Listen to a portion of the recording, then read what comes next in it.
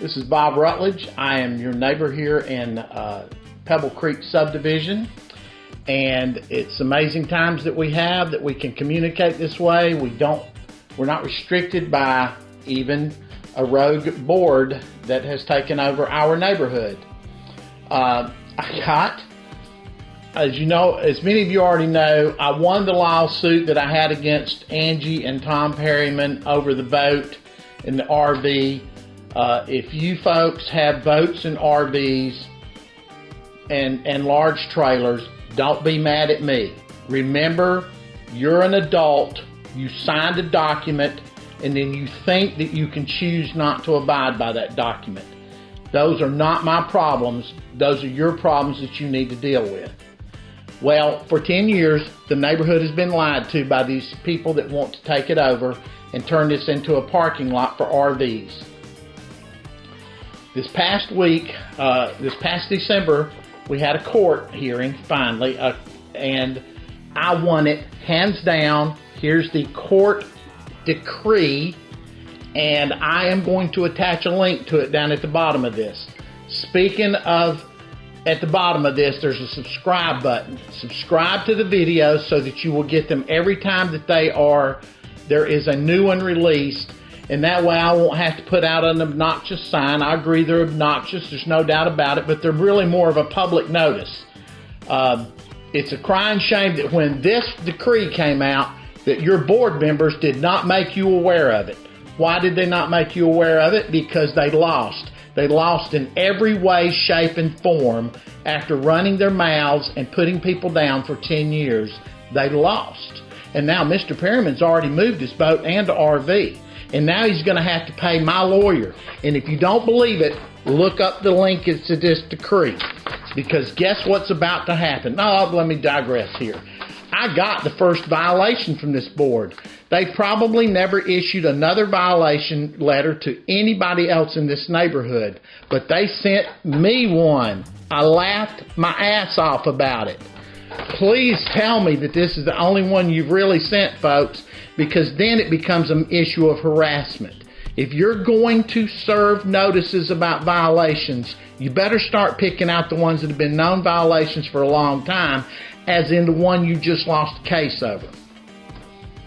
So let me read this silly thing, because it's entertaining. And there'll be a link. You don't need a link to it. Anyway, it just says violation notice, Mr. Rutledge. It has been brought to the board's attention.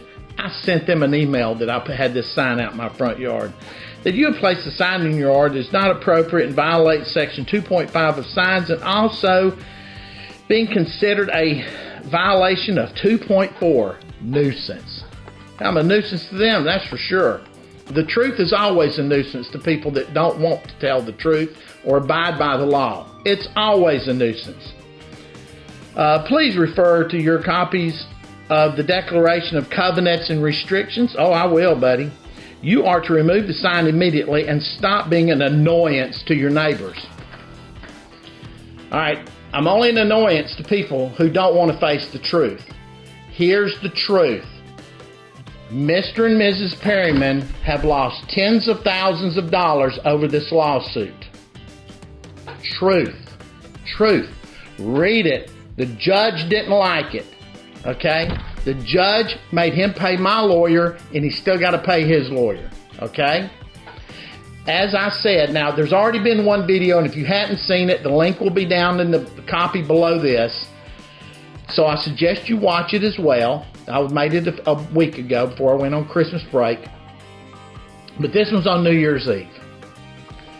Like I said at the end of that video, if it's happened once, it's extremely likely to happen a second time.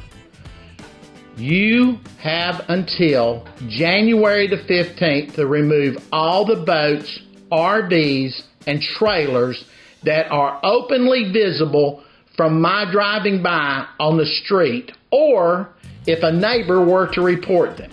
So neighbors, in the bottom of this, you'll also see there's an email address and there's going to be a phone number. If you're sick and tired of looking at these boats, RVs, and trailers, report them. I'll file the damn lawsuit again. I have a lawyer already begging, chomping at the bit to win another lawsuit, to gain another decree in his favor, so that you, who for whatever reason cannot follow the law that you agreed to. Now, I'm calming down, getting a little bit out of shape here. Most of us in this neighborhood do not want boats, RVs, and trailers openly visible around the neighborhood from the roads and other side yards.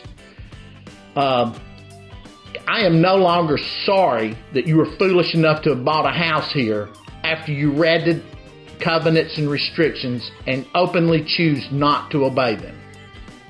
You should be ashamed of yourselves. You've been putting people down for 10 years. It ends now. Let me repeat one more time. January the 15th, I'm going to take a copy. I'm going to go around here and look for who's got a boat, RV, and trailer that I can readily see. On January the 16th, I'm instructing my lawyer to file lawsuits against all of y'all at one time. It doesn't matter about letters or anything anymore. This is a public notice. Consider this a public notice. Whether you consider it or not, it is. You know about it. It's coming. The next time, if you have an RV truck, a boat or trailer parked in your backyard that is a nuisance, that is visible, that can be seen from other people's properties, I don't care about the little ones. I care about, can it be seen from the street? And so, if it can be, or my backyard. If it's not gone by the 16th, you're getting a lawsuit filed against you. And then you can read down at the bottom of this how much at a minimum it's going to cost you. Because yes, we're going back to the court and asking for more money. But trust me, Mr. Perryman will tell you he probably pays his lawyer $20,000. So let's just go with $25,000 to $30,000 total cost of a lawsuit. Is this something you really want? Or do you want to move your RV, boat, and trailer by January 15th, 2020? Have a happy new year.